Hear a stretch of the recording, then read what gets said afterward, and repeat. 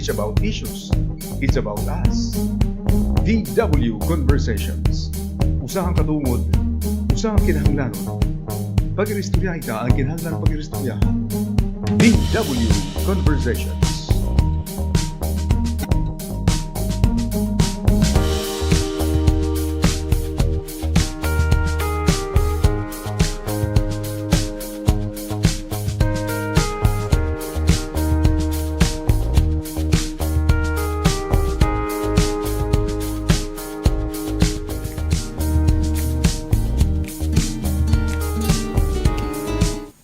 Good morning, everyone. Today is Thursday. Today is Thursday. Good morning. Kumusta ka mo? It is the 28th day of May 2026. A few days more para hiton aton mga pre-LM, elementary, and high school. Like 2 weeks na lang iton iyo bakasyon, mabalik na kamo ngadto naman gihapon hiton iyo mga klase. So enjoy what is remaining the remaining days of your vacation. Pero mga kasangkayan, yung heat index natin ngayon is parang 45. The forecast heat index for today is 45 degrees. Nakakalukray, gipapasui. So, keep hydrated everyone. Even kung may ada kita there is a tropical cyclone pero gawas pa inihiton Philippine Area of Responsibility, no? As of this early this morning, in a tropical cyclone, iton nga rin tropical storm Jangmi, no? So it is still outside par. Gawas pa inihiton Philippine Area of Responsibility pero nasa rin iton mga forecasters iton nasabi nga bagyo pwede ini sumulod hiton par either unina, hiton gabi, or early morning. So anyway, ito yung information mahiunong hini nga tropical storm Jangmi. Ang location hini is 1,195 kilometers east of Eastern Visayas. May ada hini niya maximum sustained winds of 65 kilometers near the center and gustiness of 80 kilometers. Nagios ini north-northwest, kusog nga 20 kilometros kada oras. So hopefully, diri man ini ada mapaharani, hiton landmass, and siguro mentras nga nagtitikaharani ini hiton Pilipinas na tikahataas daman ini, ngadto hiton Luzon area.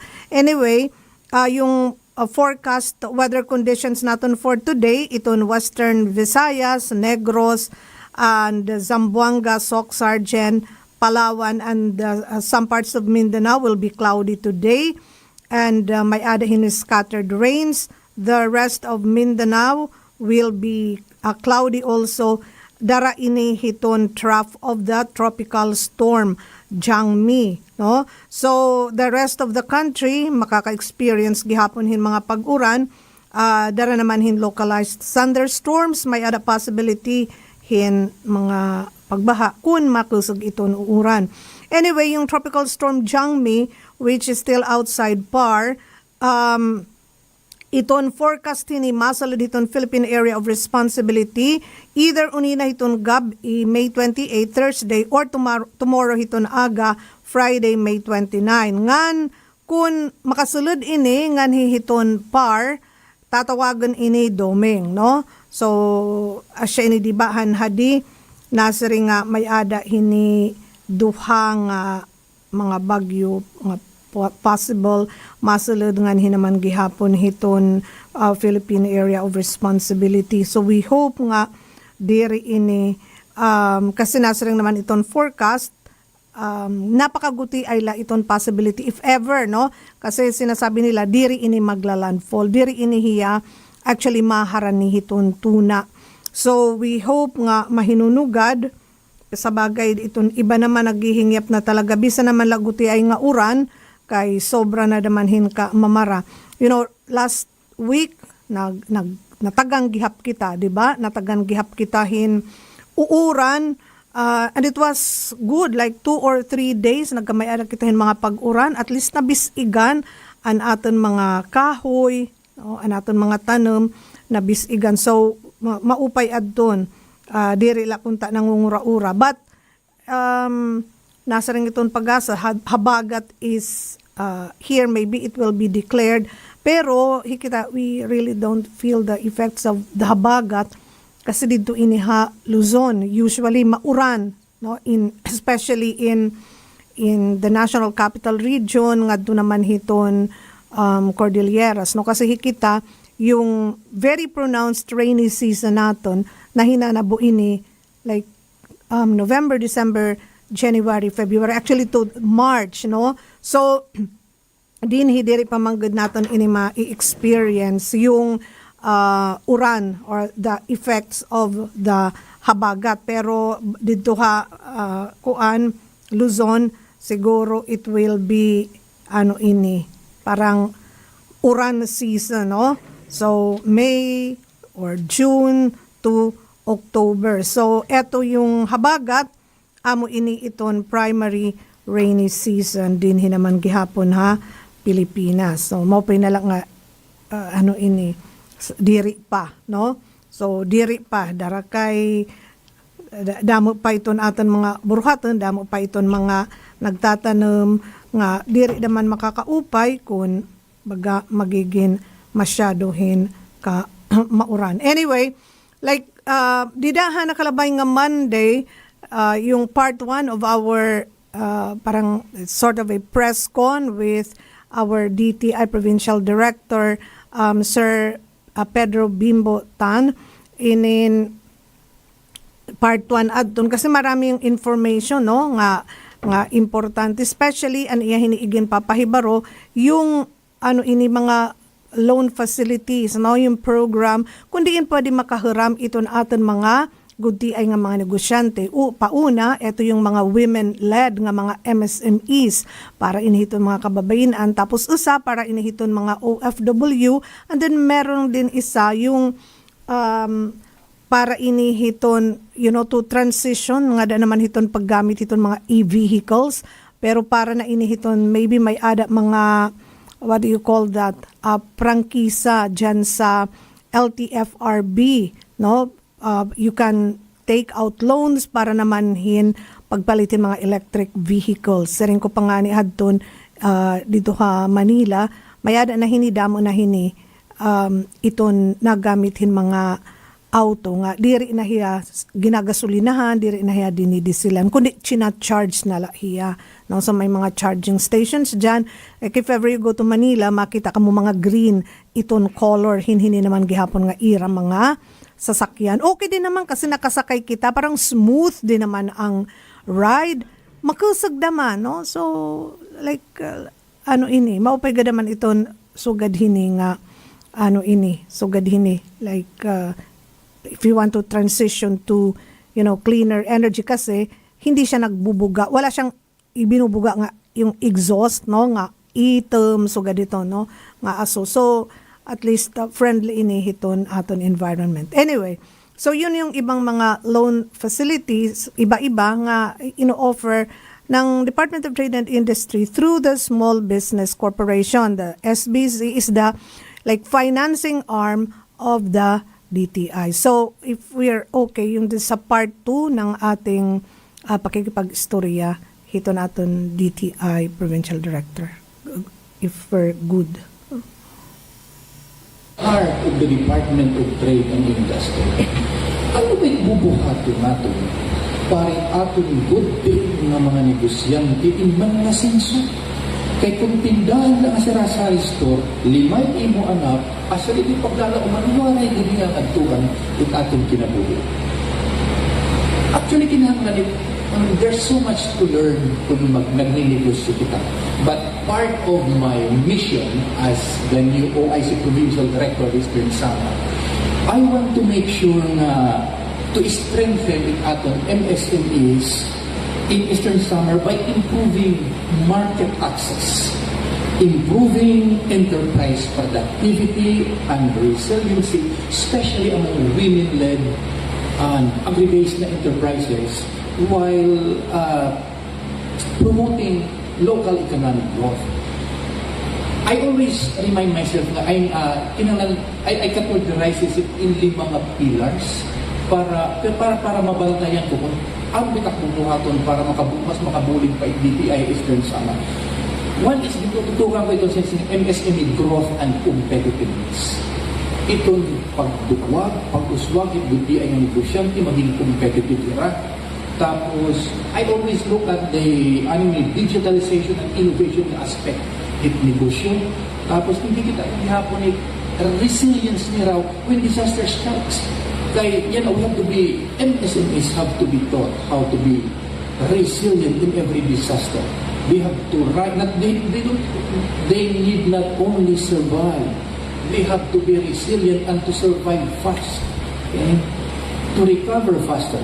And then, higit upon strong LGU partnership, upod naghapon yung atong mga private nga mga stakeholders. And I always look at inclusive development. Hakuan mo para usa nga dako mabuli para gudti ay natong negosyo, especially high stern sa kay anak paglibot-libot at kita nga makuring ug pagnegosyo din. Usa man nato nga ginadako nga problema is we have very poor visibility at mga produkto. And you don't see them in big malls. You don't see them exported internationally. Di ka nakita SM, Harostans, kundi yung mga mega malls. Tapi lahat ang produkto ng Eastern Samar, hardly none. So, dako nato na problema at visibility at atong produkto. So, we have to make sure na may equal and fair chance sa atong mga negosyante. Magkamay na rin access dito ng mga merkado. And one of the best ways to do it is digitalization. Okay? Kaya yan na, maghinulat ka lang aning imuputo, lumaba may pagkalabay lang mo pumitin anime, makuri ka maghari, makuri ka mag-expand. Whereas when you have digital presence, internet presence, or when you have on board, may naka-online onboarding, people in the thousands can see your products, nag-o-order nila, you can see it through mga couriers. You don't even have to go there to physically deliver the product because someone will do it for you. Tapos, kumbaga, from the barangay, we want our products to be seen, to have access with regional, national, and even international markets. Okay? Ito ating mga produkto, hindi nila nagilorong-lirong na Eastern Samar. Sometimes mabibili kayong food dito Tacloban. Where did I find the food in Tacloban? Makat ko kinag-usahan siguro at niya. Bahan din era auto-hub, hawat ang product o sa na center o sa pasalubong center. Sometimes kaya bus pagod kaya mas lurong na. Okay. So we want it to be regularly part in atong mga dagko na pinagahan. And BPI is committed to do just that. Part of the accessing the market, but it's minsan a one town, one product na program o photo. Okay, it's actually a marketing approach where every municipality nag-develop kita it atong mga products kita na nag-develop na through culture, through tradition, atong ginpromote para it becomes carrying symbol itong produkto. So that when pakikailan ka, what is Borongan famous for? Madali ka na bumahon. So what is Dagami famous for? Binahon. What is Aboyong famous for? Moro. And then napakian. What is Sulat famous for? Pulpul. Diwan. Tambis. And what about the other municipalities? So we want the people to know kung ano may daida ng bunto. Kaya the more may access kita market through digitalization, the more popular the place becomes, daw na mo inapalit ato negosyo. Okay? The future is through digitalization. Kaya priority yan na program hit aton Secretary Maria Cristina Aldeguer Roque itong BPI. And we help a lot. Not only labot na itong digitalization. Usa pa nga ang among ding kikita BPI, sinisiring nga part of the digitalization is nagpo-provide kita ng mga equipment.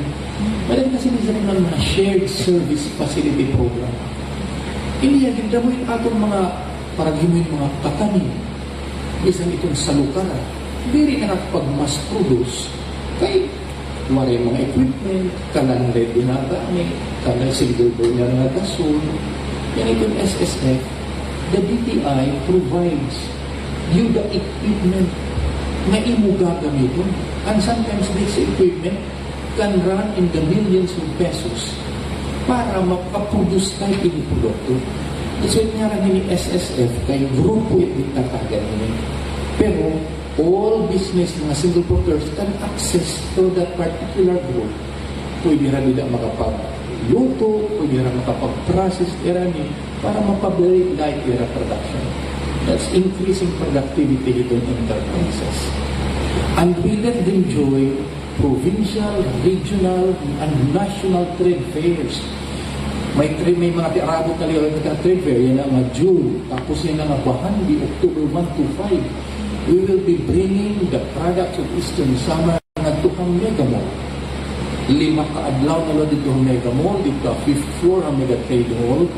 Ginadara natin produkto the best of Eastern Samar para rin to i-showcase para kitaon ng mga taga Manila, tapos para kitaon ng mga institutional buyers, ating mga kliyente dito at mga trade fairs, di rin nila ang guti-guti.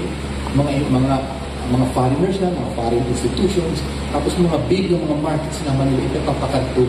And when they get to see, para nakakapag-order rin dako. Kasi binubuligan nato, kaya para kung may institutional buyer na ma-order ng taga-Eastern Samar, delivery daw ako mali mga container ba, siyempre na-atras, kay diri pa.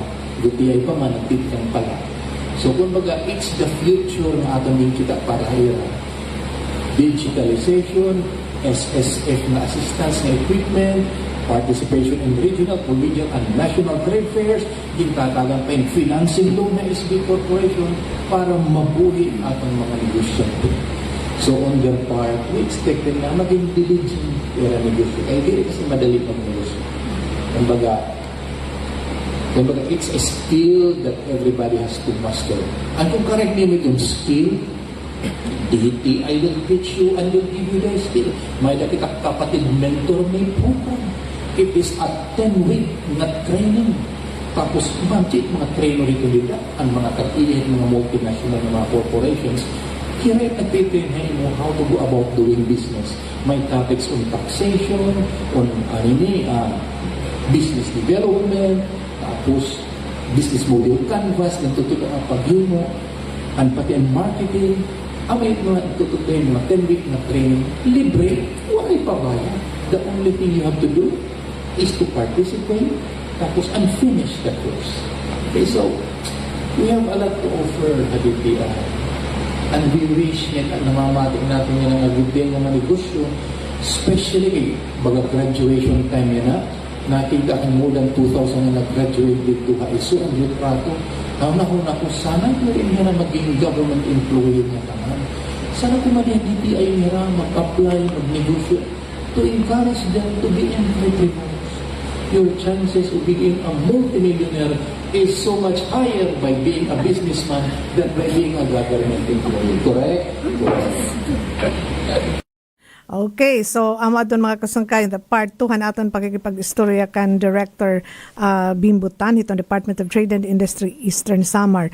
Sa ring pangani niya, usay itong gimbubuhat really is to encourage haaton mga taga Eastern Samar to go into business, no? Magnegosyo maupay. Iton ba nga ginaadman laanay iton negosyo diri nga ura-urada, no? Kasi totoo napakadamo iton aton mga nanggagraduar tikang iton kolehiyo, like if you're in Eastern Samar, limited man daman iton mga opportunities like him panarabahuan. Remember iton aton pinakadako nga employer din is government, takay di may iton gidadamo it position di iton gobyerno, tapos diri man kada tuig nga ni may nag-retire, di ba? So usually karamihan diyan mga JO, mga job order nga mga empleados, and then sige for years before you know it nalalagas na JO pa rin. So sa iton mga i-encourage really is to do negosyo. Pagpakabuhi ginaad man lahin maupay diri daman iton nga ura-urada mahinanamdam ka ay susugadakin maupay iton ginaad man daman, no? And then like kun waray karapital may ada man kita mga ahensya, for instance itong DTI, they can help out especially iton nga mga startups, iton mga nagtitikang pala, and then later on kung andyan ka na, naka-establish ka na and you need additional funds, pwede man gihapon maka hiram, no, para naman hiton pag-expand hiton negosyo. And then you can also seek hiton bulig, no, nira, kung ano iton angay buhaton, parang may adalanay pag-aram, kung ano iton maupay nga pakabuhi, para diri daman nasasayang iton kwarta. Kasi kita pinakiana kita, no, dyan sa yung mga like naka-avail sa ring pangani kasi ni Sir may ada hini more than 50 nga naka-avail hin loans, no, from the SBC amounting to more than 9 million pesos. So kadaman hini nasa retail, so iba dyan mga sari-sari stores, no. Totoo gaditon, iton sari-sari store, it is very unique din, I think din aton ha Pilipinas. Siguro usag gihapdaman ini nga ano ini, like it is a sinyalis ba hiton klase hiton ekonomiya nga may ada natin.